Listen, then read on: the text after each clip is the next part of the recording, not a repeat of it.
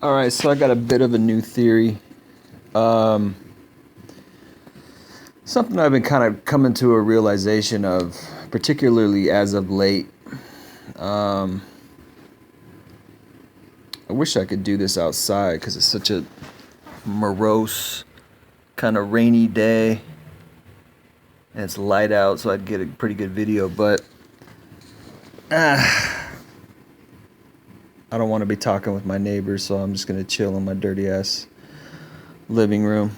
But anyway, so something that I've kind of come to the conclusion of, particularly recently, just by being in the mix a little bit more and coming out of my blue pill narrative.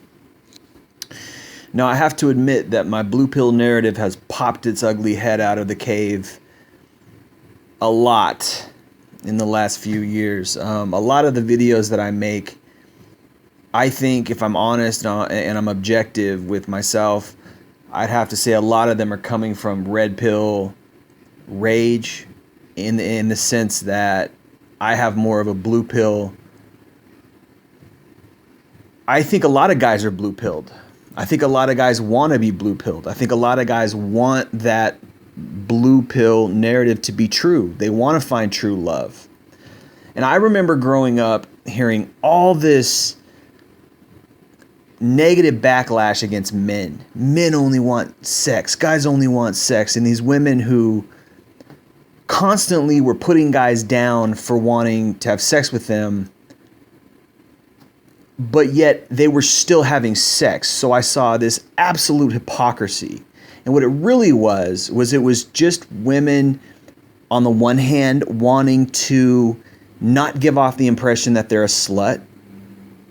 Because if you give off that impression, it lowers your social value. It lowers your social leverage. It lowers your worth. So these women would certainly sleep around. These young women would certainly sleep around. They just didn't want to give off the impression that they were sleeping around, so as to lower their social value. On the other hand, what they wanted to do was they wanted to, if they said, "Oh, I'm not interested in you because you only want sex," or this, that, and the third. What they were really doing was they were being sneaky. What they were really doing was they were friend zoning you or disqualifying you for forever having a relationship or having sex with them because you weren't hot enough or you weren't cool enough. Usually it's just because you're not hot enough. For people who say that women don't want hot guys, they're stupid.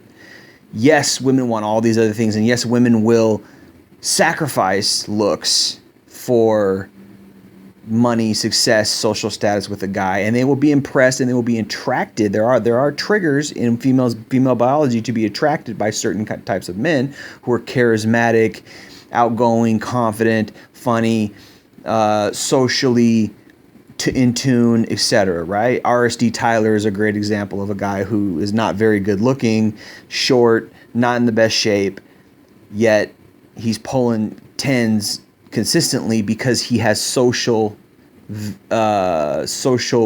calibration. He's got a high social IQ, very high social. He knows how to be social with women. He knows how to interact with them. He knows how to approach them. Okay, that comes across as high value. He's a very very high value male simply because he's learned social language. Okay. For guys who haven't learned social language, or guys who grew up being shy around women, for guys who were intimidated, and guys who had the blue pill narrative, guys who believed into the blue pill narrative to the point where, and particularly growing up in the 90s, etc., when this feminism, when like women were like, I don't want to be viewed as a sex object, and then 10, 20 years later, women want to be viewed as a sex object because that now is power to them. So much has changed. But for someone who has grown up that way, thinking that women hopefully will love you for who you really are, hopefully you can find true love, hopefully you can connect and bond with somebody, the red pill is a hard pill to swallow, particularly when you go out and you meet all kinds of nasty women, in the sense that, you don't get no love, because you got women on dating sites who are single mothers. You got the worst of the worst, and most of them are not great. Okay, and the ones who are okay and the ones who are decent somewhat, usually often they're looking for a guy with money, or they're looking for their perfect idea, perfect guy, perfect scenario, etc. And you might qualify in some little categories. You might check off a few boxes, but she's probably got 20, 30, because of gynocentrism, her self-worth is so just blown up and out of this world that she's got millions of standards. Okay, and you might check off a couple boxes. Oh, he's tall, he's good looking, but he's not this, he's not that, he's not this, he's not dark and handsome, he's not rich, all these things these crazy things that a lot of times is why they end up single at 35. You got that on the other hand. Okay, and But here's what I really wanted to get into. What I really wanted to say was this. I think that what women really want is they want freedom. They want freedom to go out and sleep around. They want freedom to have fun. And they're doing it a lot. That's what I think. And I think that particularly in this generation, I think people don't want to settle down. I think that people don't want to settle down. I think that a lot of times when people do settle down, it's often because of circumstances, or because they literally settle with somebody because that's the best situation they're going to get. And a lot of times I see women doing this who have a kid. Okay, I see, because they have a kid, because they have family pressure, because they lose their looks, they gain weight, they really can't attract the kind of guys they used to, and then they say, oh shoot, my social or my sexual market value is plummeting. I got to grab onto somebody quick before I lose all my social or all my sexual market value. So I think that it's a lot of times I've been blaming women, and it's not that women don't deserve blame. It's that it's sort of a misunderstanding. It's you want somebody to be out looking for love. You want somebody to be trying to find you. You want somebody to be,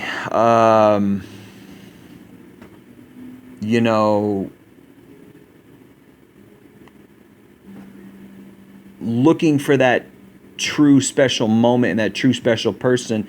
And what they're really looking for are these selfish checklists of things.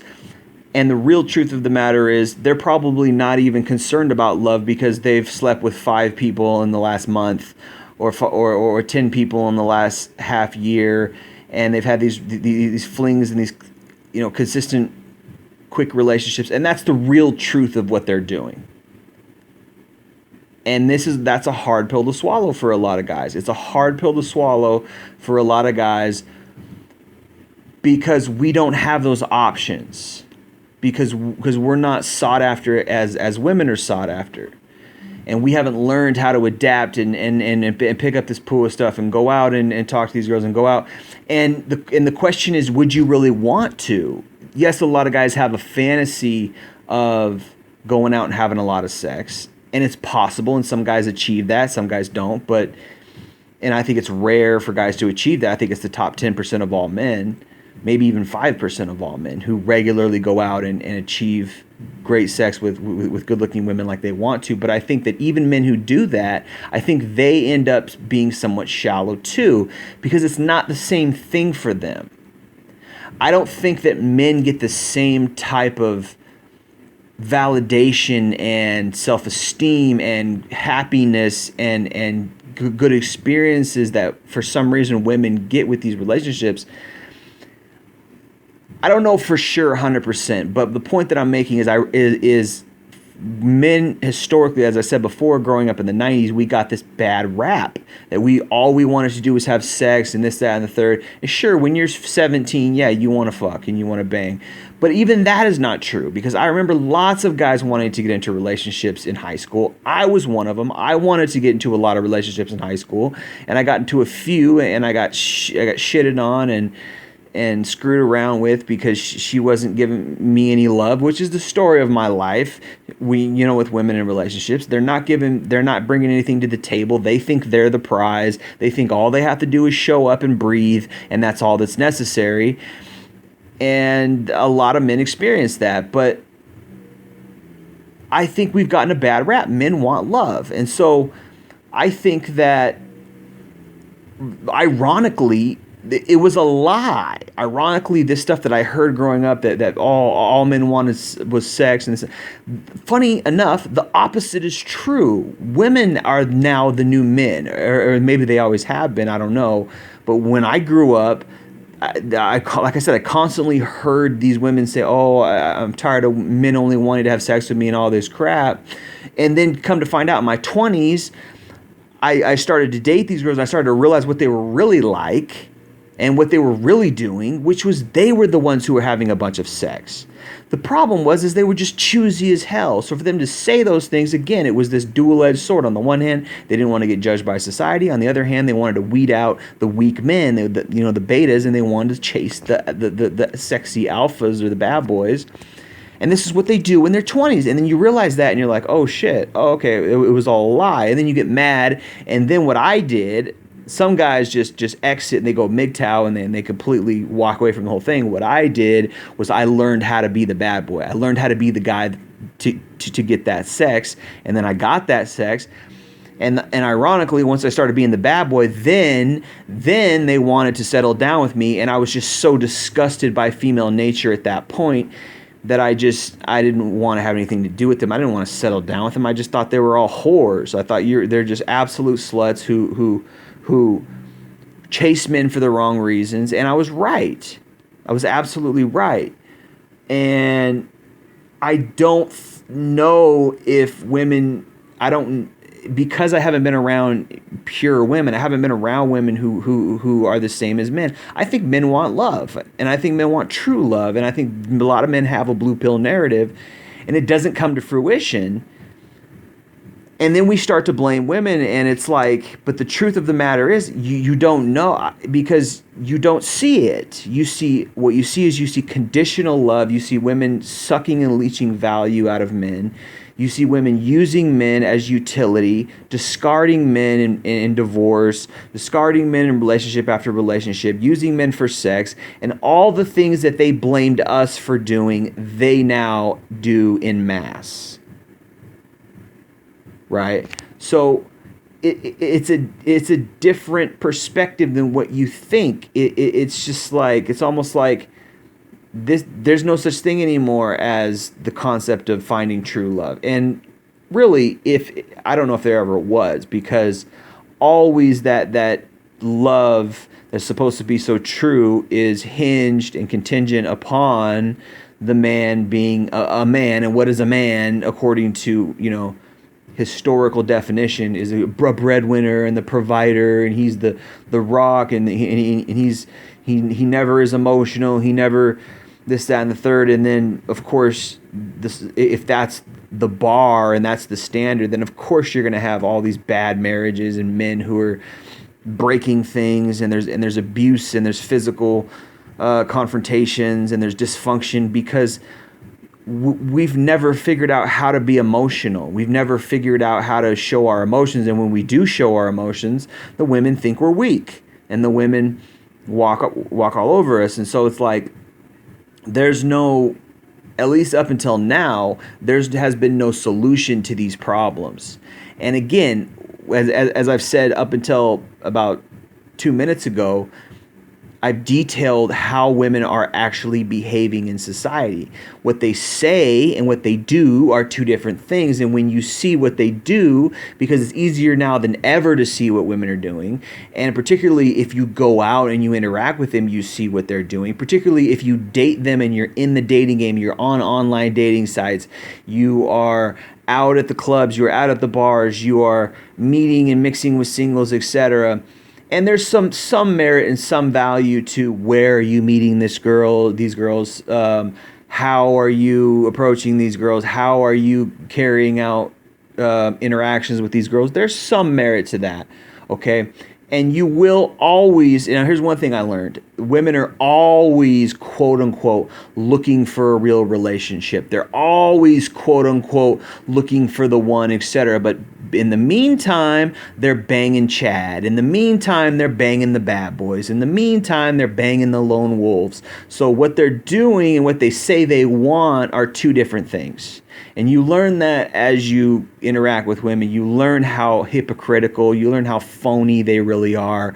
And most of them are out. Yes, they clean up nice. Yes, on social media, they're such saints. And in front of their family, they're so nice and smiley in all their pictures, etc. But if you knew what they were doing on the weekends, if you knew what they were doing when nobody was looking, you'd think, oh shit, well this girl is complete. She has no morals. She's a complete wretch. She doesn't deserve a good man. And a lot of times they're doing this while they do have a good man. And you learn this when you become the bad boy, because when you become the bad boy, you have access to things that the good boy doesn't have access to. You have access to viewpoints that the good boy doesn't have, because the good boy is the good boy, and she's going to treat the good boy like a good boy, and the bad boy is the bad boy, and she's going to treat the bad boy in ways that she would never treat the good boy. She's going to behave and act around the bad boy in ways that she will never behave and act around her family, around society, and it pays to not be in her social circle, because she wants to keep up an act. She wants to present herself in a certain way where she is this special saint person, this beautiful girl who everyone thinks is so gorgeous and everyone thinks is so perfect and everyone thinks is so pure. And the opposite is true. The opposite in the reality of it is she's doing all kinds of dirty, nasty things behind closed doors. Now, here comes the argument of, well, shouldn't it be all right for women to have sex, etc., etc.? Hey, man, yeah, no one's telling them